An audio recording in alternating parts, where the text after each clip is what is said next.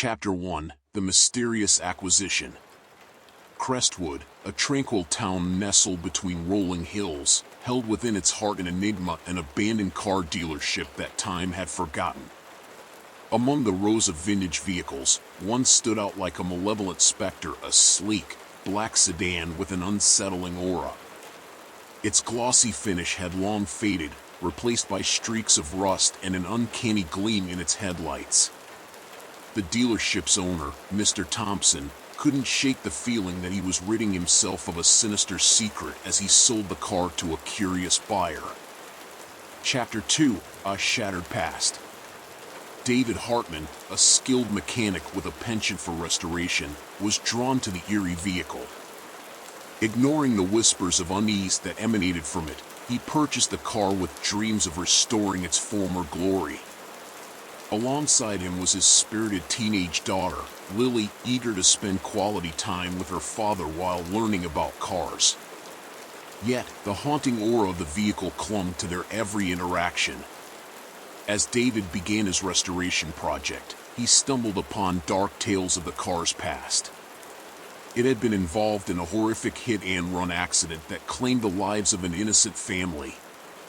Rumors whispered that the car had absorbed a malevolent entity, a vengeful spirit seeking retribution against those who mistreated it. While David tried to dismiss these stories as mere superstitions, the undeniable chill in the air gnawed at his skepticism. Chapter 3: The First Victim. Amid the clang of tools and the smell of grease, strange occurrences started plaguing David's garage. Tools vanished inexplicably, faint whispers echoed through the air, and a bone-chilling breeze seemed to follow the cursed car wherever it went. David brushed off these eerie events, attributing them to the stress of his work. During a test drive, however, the car's sinister nature made itself undeniable. As David maneuvered through the streets, he felt an invisible grip on the steering wheel. The car accelerated on its own, chasing down a careless driver who had cut them off. The vehicle relentlessly pursued the offender until a sickening crunch marked the end of the chase, leaving behind a trail of shattered glass and twisted metal. Chapter 4: A Chilling Connection. Growing increasingly worried about her father's safety, Lily delved into the car's macabre history.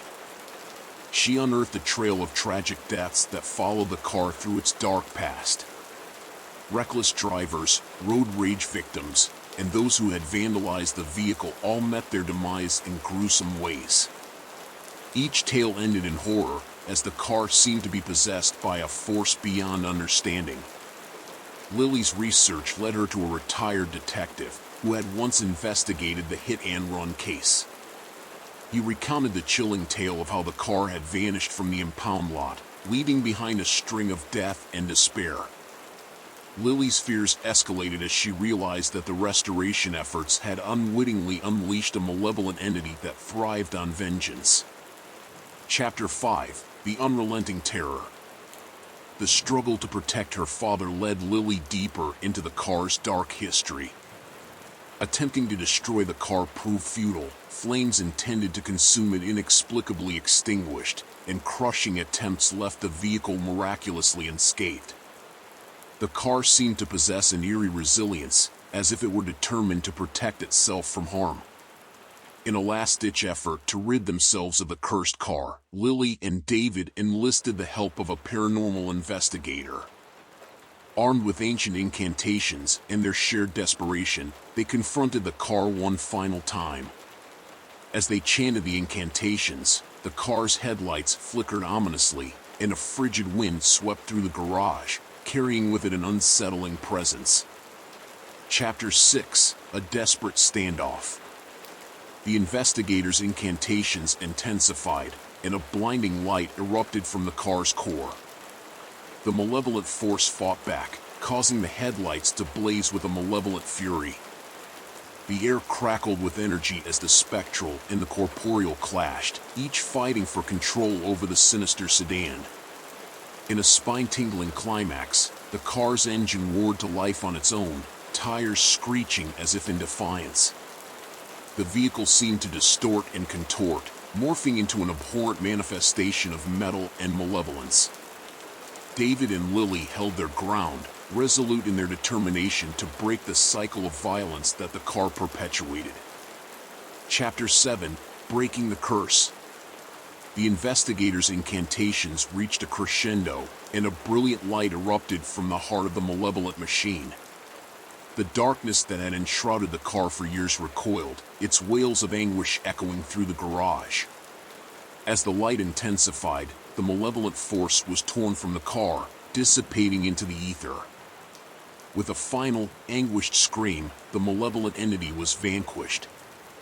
The car, now stripped of the sinister presence that had plagued it, crumpled in on itself, the twisted metal collapsing in a grotesque spectacle. The nightmare was over, and Lily and David emerged from the ordeal shaken but triumphant. Epilogue: Lingering Shadows. As Crestwood returned to its peaceful rhythm, the car dealership faded into obscurity, and tales of the cursed sedan became the stuff of whispered legends. For David and Lily, the horrors they had faced became a bond that only deepened their connection.